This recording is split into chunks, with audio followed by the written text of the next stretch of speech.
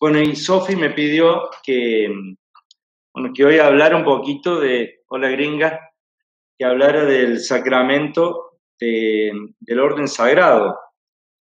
Eh, Sé que han estado recorriendo los otros sacramentos y es importante eso porque en realidad el orden sagrado tiene como presupuesto los otros sacramentos recibidos.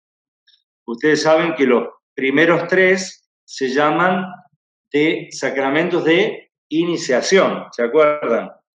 El bautismo, la confirmación, la Eucaristía, son sacramentos de iniciación, inician nuestra vida cristiana, son como el fundamento de los demás sacramentos, son los que nos invitan a la vocación, a la santidad como bautizados y a la misión de evangelizar a los demás, llevar la buena noticia a los demás. Pero bueno, justamente son como la base sobre la que se asientan los demás sacramentos, sobre todo el bautismo, ¿no? Eso ya por supuesto lo saben, ¿no?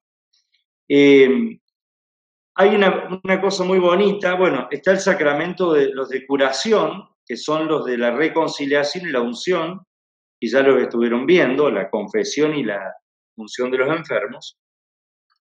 Pero los otros dos tienen algo muy parecido, son como un sacerdocio los dos, ¿no? Tanto el sacramento del orden sagrado como el del matrimonio, que lo van a ver el miércoles que viene, ¿no? ¿Por qué? Porque son dos sacramentos como destinados a otros, a la salvación de otros.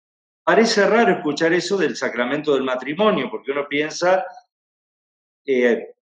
comienzo un proyecto de vida, de familia, de intimidad, de amor, de pareja con otra persona para tener hijos, para edificar la iglesia, pero tienen justamente como una característica común con el sacerdocio ministerial, porque están destinados a la salvación de otros. En primer lugar, en el matrimonio del propio esposo y de los hijos, la esposa y los hijos. Están destinados a los demás. Y me salvo, me hago bien a mí mismo en la medida también que busco ese bienestar para los demás. También, del mismo modo, el sacramento del orden sagrado es un sacramento para otros, no es para mí. Yo soy sacerdote, soy cura, no para mí mismo, sino que estoy llamado a entregar eso que recibí como un don para los demás, ¿no? Esa es como la esencia de estos dos sacramentos. Podríamos decir que el del matrimonio como el del orden sagrado son sacramentos de misión, son sacramentos abiertos a los demás, ¿no? Y todos comenzamos estando consagrados, en primer lugar, por el bautismo, que es el que nos permite otras consagraciones a lo largo de la vida, ¿no? En este caso, la consagración para el sacerdocio ministerial tiene como base, tiene como fundamento justamente el sacramento del bautismo y de la confirmación. Recién acabo de entregarle a los seminaristas un petitorio, hay chicos que van a pedir la admisión para candidatos al sacerdocio, otros van a recibir el lectorado y el acolitado, que son como pequeños pasos que se van dando hacia el diaconado y el presbiterado, pero bueno, allí, entre otras cosas, se pide que estén bautizados y confirmados, es como que es el primer llamado, el presupuesto para los demás, ¿no? El sacramento del orden, por supuesto, del orden sagrado, del sacerdocio ministerial, es un regalo, un don de Dios para ser pastor en la iglesia que Jesús fundó y a su modo, no a un modo particular, de acuerdo a algo que a mí me guste, sino al modo de Jesús. Por eso, en toda la etapa del seminario, todo el tiempo de seminario, y después también, se trata de que nuestro corazón se vaya configurando con el corazón de Jesús. Esa es como la finalidad de la formación sacerdotal, ¿no? Que nuestro corazón, humano, frágil, bueno, vaya de a poquito, con la ayuda de la gracia, de los años de formación, del estudio, de la oración, pareciéndose más al corazón de Jesús, ¿no? Es una misión, un llamado que Jesús confirió, eligió a personas determinadas para que llevaran su mensaje hasta el final de los tiempos. Así termina el Evangelio de Mateo. Vayan por todo el mundo, bauticen, enseñen la buena noticia hasta el final de los tiempos, ¿no?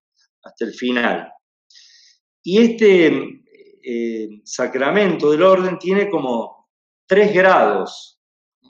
El primer grado es el episcopado, el segundo grado es el presbiterado y el tercer grado es el del diaconado. También sé que Daniel Roldán estuvo hablándoles del bautismo y él es diácono permanente. El diaconado es también un grado del sacramento del orden que se le puede conferir a personas casadas también. Pero Daniel, por ejemplo, y otros diáconos que ustedes conozcan, son parte del clero, del estado clerical también, ¿sí? Por más que sean, que hayan recibido también el sacramento del matrimonio, ¿no? Entonces, bueno, estarían estos 3 grados del orden. Uno dirá, ¿por qué es orden? ¿Por qué se llama orden sagrado? ¿Por qué es ordenado? ¿Por qué es armonioso? No, tiene que ver con algo, con una expresión civil romana, de la época romana, que hacía referencia a un cuerpo, el cuerpo de los sacerdotes.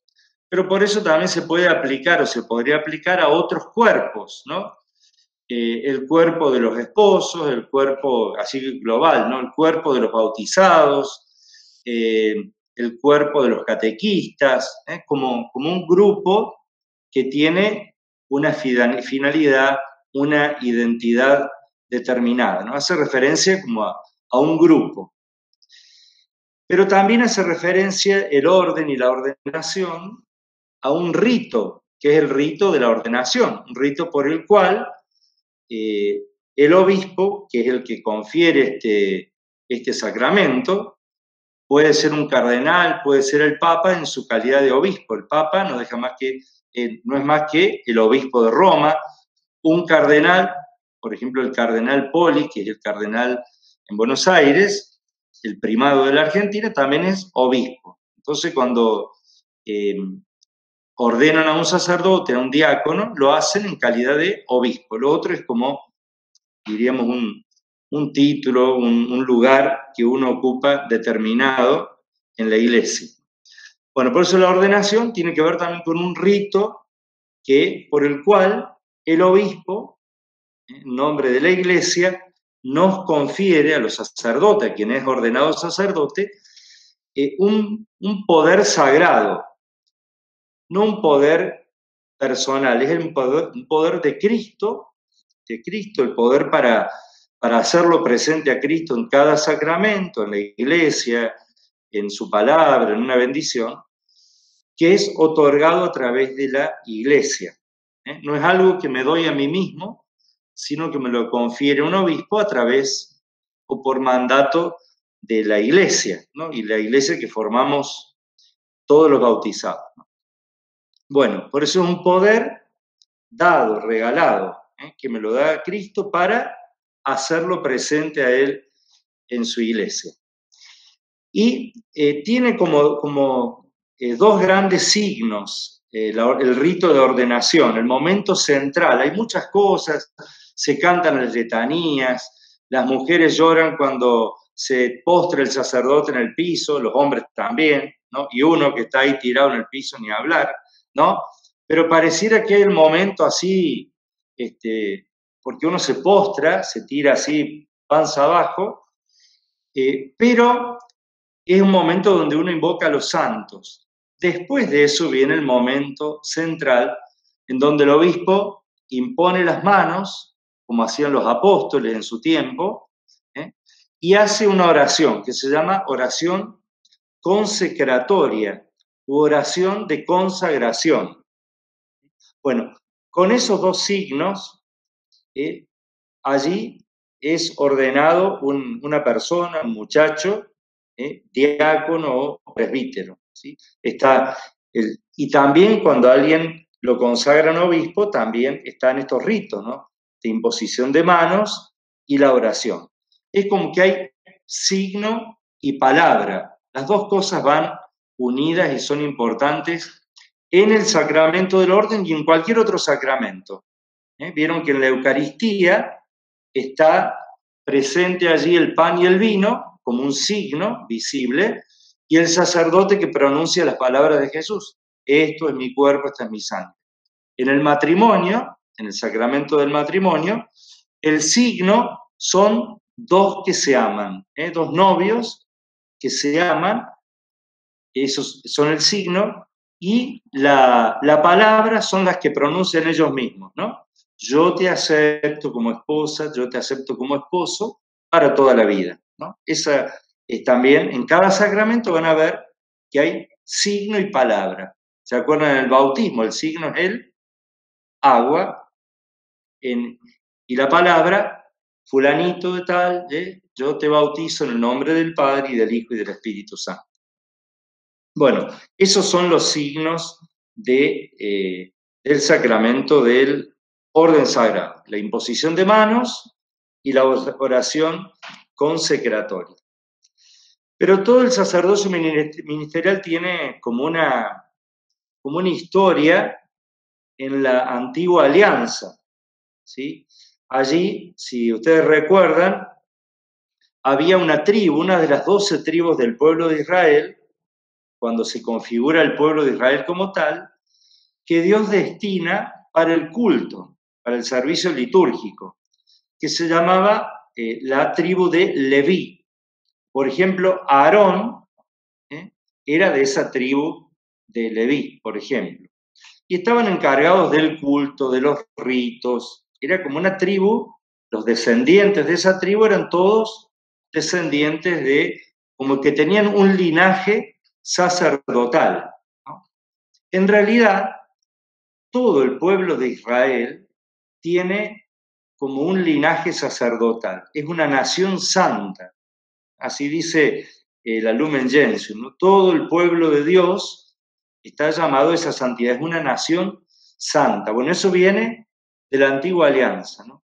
La iglesia es el nuevo pueblo de Dios. Aquel fue el primero que comienza con esa alianza en el Sinaí, cuando Moisés saca al pueblo de Egipto, allí comienza esa alianza, y Dios le empieza a decir a ese pueblo, vos sos mi pueblo, yo soy tu Dios. Y para ese vínculo con Dios, Dios pone a esta tribu de Leví para que realicen los actos litúrgicos. Pero esos actos litúrgicos, esos ritos, que eran muchos y variados, había sacrificios de corderos, había sacrificios de novillos, había sacrificios de tórtolas de paloma, bueno, todo tipo de sacrificios de animales, pero no bastaban para salvarnos, para redimirnos. Eran como prefiguración, todos esos ritos, de un único sacrificio que iba a ser Jesús. Por eso todos esos ritos se tenían que repetir siempre. Y uno volvía a pedir perdón, y uno volvía a repetir ese rito donde Dios se compadecía de su pueblo. Hasta que Jesús redime a toda la humanidad, al género humano, con un único sacrificio, el de la cruz. Y por eso está muy unido este sacrificio de la cruz a la Eucaristía. Es en la Eucaristía donde Jesús entrega sacramentalmente su cuerpo y su sangre. Y el sacerdote ministerial ordenado, está destinado a hacer presente, a actualizar, no es que se repite, sino se actualiza esa entrega de Jesús en la cruz, ¿no? Por eso esa entrega de Jesús es de una vez para siempre, ¿sí? Algo de eso habla la carta a los hebreos. A veces lo hemos escuchado, este texto, pero me parece, si bien se refiere a los sacerdotes de la antigua alianza, nos dicen cosas muy bonitas de lo que tiene que ser el sacerdote. Fíjense, en el capítulo 5 de la carta a los hebreos, dice así: todo sumo sacerdote es tomado entre los hombres y puesto para intervenir en favor de los hombres en todo aquello que se refiere al servicio de Dios, a fin de ofrecer dones y sacrificios por los pecados. Él puede mostrarse indulgente con los que pecan por ignorancia y con los descarriados, porque él mismo está sujeto a la debilidad humana. Por eso debe ofrecer sacrificios no solamente por los pecados del pueblo, sino también por sus propios pecados. Y nadie se arroga esta dignidad si no es llamado por Dios como lo fue Aarón. Palabra de Dios. Fíjense cuántas cosas bonitas que tiene este texto, ¿no? En primer lugar, nos dice que el sacerdote es alguien tomado entre los hombres. Por lo tanto, no es alguien que se elige a sí mismo, es alguien elegido por Dios, tomado entre los hombres y puesto para servir, no para que ocupe un lugar, diríamos, de dignidad, ¿sí? La gran dignidad nos la da el sacramento del bautismo. Allí hay un texto muy bonito de la Lumen Gentium, en donde resalta que el primer sacramento, el más importante, el que nos une, el que nos hace iguales, es el sacramento del bautismo. Después en la iglesia ocupamos lugares, cada uno es importante, ¿no? El sacerdote haciendo ministerial, haciendo presente a Jesús en los sacramentos, en su palabra. Por eso va a decir también el Concilio Vaticano II que el sacerdote es, o cuando se celebra un sacramento es, a través de un sacerdote, es Cristo que se hace presente, ¿sí? No en su perfección, porque no la tiene. El sacerdote es frágil humanamente como cualquiera, pero hace presente a Cristo por ese poder que le fue confiado por el mismo Jesús, ¿sí? Por eso hace presente a Jesús en medio de su pueblo, en la iglesia. No por una perfección propia, no por algo que logre por sí mismo. Sí es cierto que estamos llamados a parecernos siempre lo más posible a Jesús. Todo bautizado está llamado a eso. El sacerdote, de un modo especial, porque está llamado a configurarse con él, a tener su mismo corazón, a tener sus mismos sentimientos. Y fíjense que ahí el texto de los hebreos decía que es para el servicio, justamente ese poder otorgado por el obispo al sacerdote en la ordenación, tiene que ver con un servicio. En muchas épocas se vio esto como una dignidad, como que el sacerdote estaba por encima de los demás. Y no es así. La Iglesia con el tiempo y después del concilio ha como resaltado este carácter servicial del ministerio sacerdotal, ¿no? Es el servicio, aquello que me da autoridad, ¿eh? Es el servicio que presto a los demás. Se me ha otorgado un don, un carisma con el sacerdocio para ponerlo al servicio de los demás. Y dice algo importante ahí, que el sacerdote es capaz de compadecerse de los demás porque justamente él mismo también está sujeto a la debilidad humana. Por eso también puede compadecerse.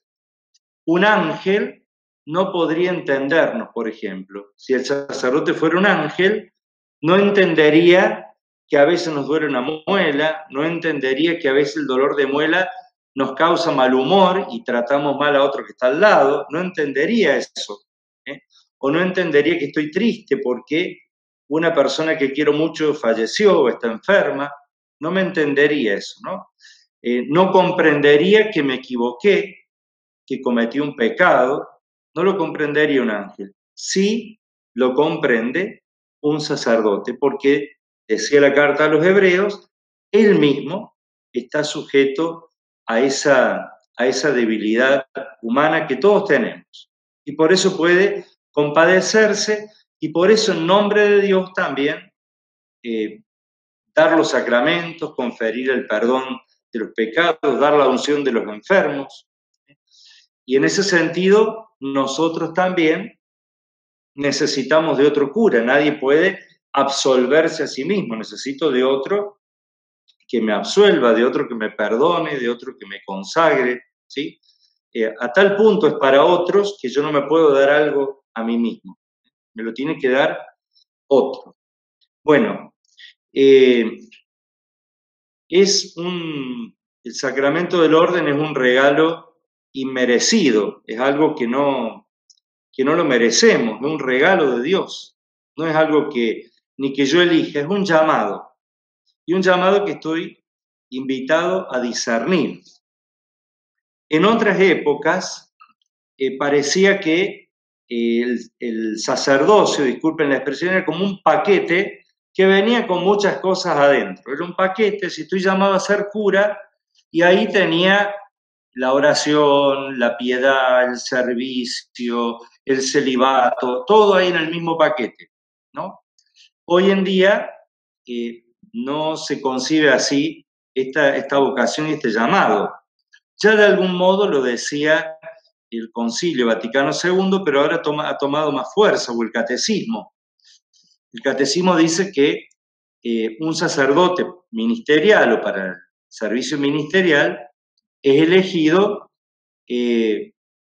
cuando de entre aquellos que muestran que pueden llevar una vida célibe, que son los que están acá en el seminario, que se están preparando, bueno. Pero lo que las nuevas normas de la formación sacerdotal han resaltado es que antes de, o puedo yo tener la vocación para el ministerio sacerdotal, para ser cura, pero descubrir que no tengo la vocación a llevar una vida célibe. Por eso es importante constatar que aquel que se elige para que sea sacerdote, aquel que el obispo elige para que sea cura, tiene que tener como esta capacidad, este don que Dios también le da, de llevar una vida célibe, de no tener una familia, de no casarse, ¿sí? Por supuesto, sujeto a las fragilidades que cualquier persona tiene y el cura como ser humano tiene, pero sí tener este don, este llamado.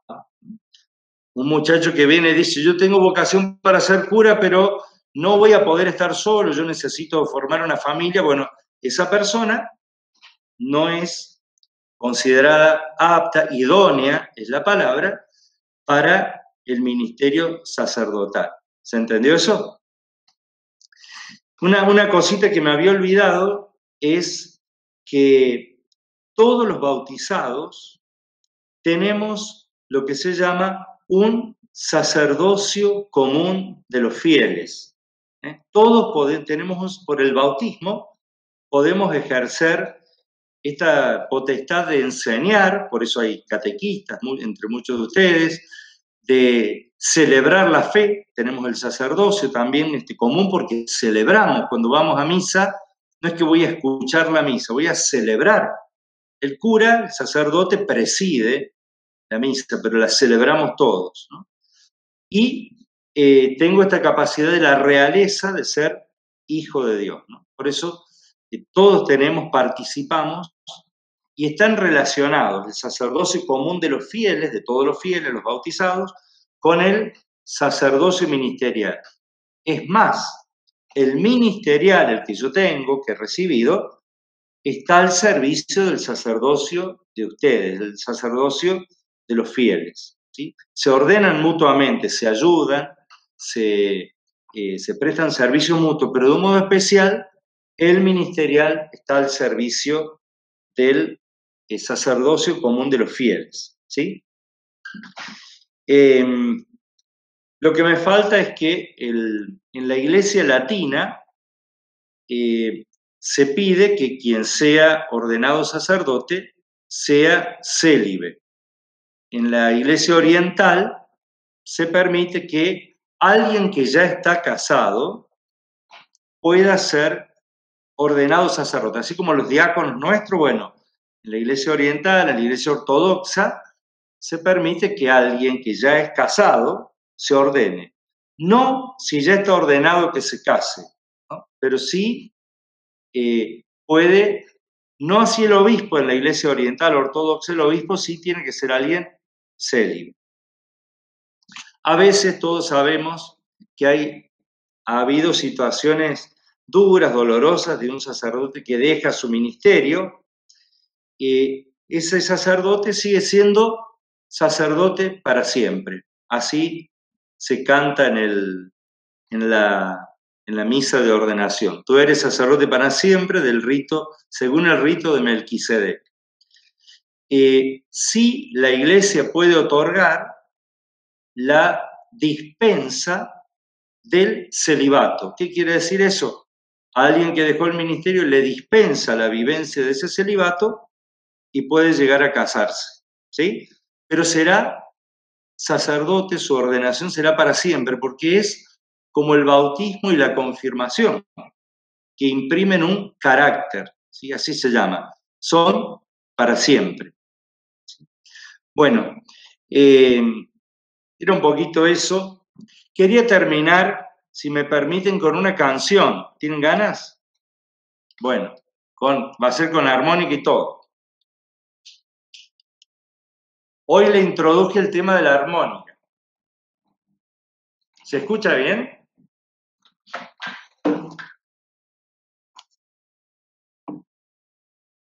Bueno, es una... Espero acordarme de la letra porque no tengo la letra acá. Es una canción que hizo, bueno, la letra está hecha por un obispo brasileño que se llamaba Casaldáliga, Pedro Casaldáliga, un obispo importante de Brasil en su momento, que trabajó mucho por los sin tierra, los desposeídos. Hizo esta letra como un soneto, y un jesuita chileno que se llama Cristóbal Fones, lo habrán escuchado algunos, que le puso música, ¿sí? Y yo le agregué lo de la armónica. A ver cómo sale.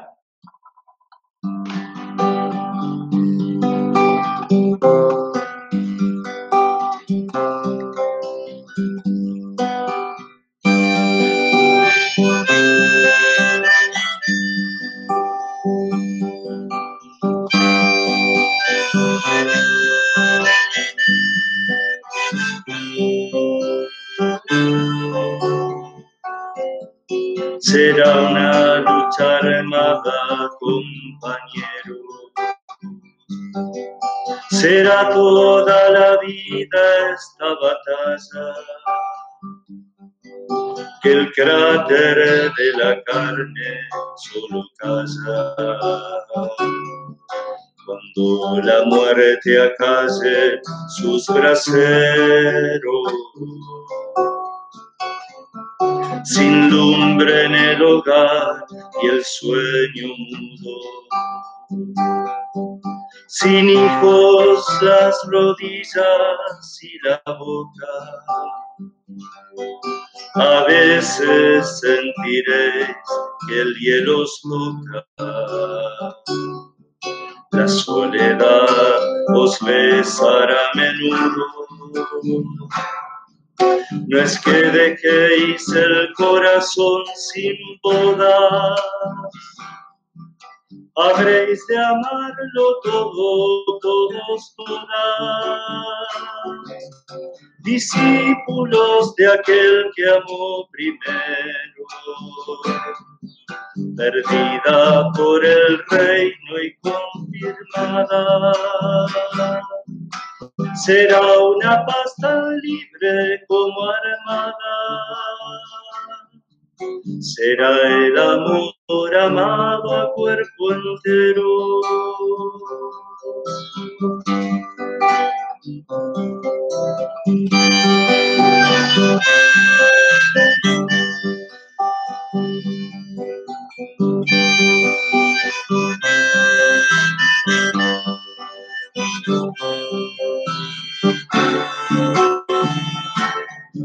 No es que dejéis el corazón sin boda, habréis de amarlo todo, todos, todas, discípulos de aquel que amó primero, perdida por el reino y confirmada, será una paz tan libre como armada, será el amor amado a cuerpo entero.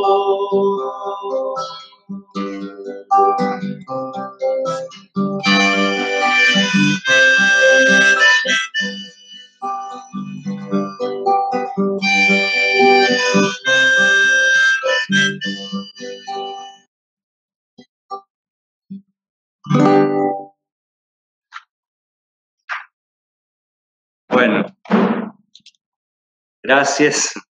Bueno, justamente es una canción que habla de, bueno, del celibato, de la vida sin los hijos, pero de la soledad, ¿no?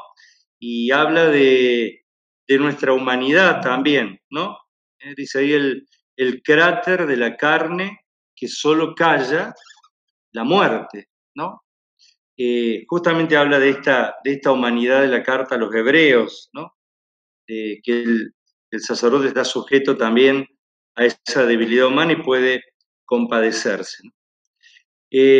Pero bueno, yo tengo también que decir que si bien estas cosas están en nuestra vida, de curas, de sacerdotes, a veces o momentos de soledad, a veces o de incomprensión, a veces de... también hay momentos hermosísimos. Yo mientras pensaba cantar esta canción, allí le decía, sin hijos las rodillas y la boca, y yo puedo decir bueno, que así he tenido la posibilidad de muchos hijos y del cariño y del afecto, ¿no? De los hijos de muchos de ustedes o de muchos de ustedes cuando eran pequeñitos, ¿no? Y de compartirme la alegría de la niñez, ¿no? Y de hacerme sentir un poco papá también, ¿no?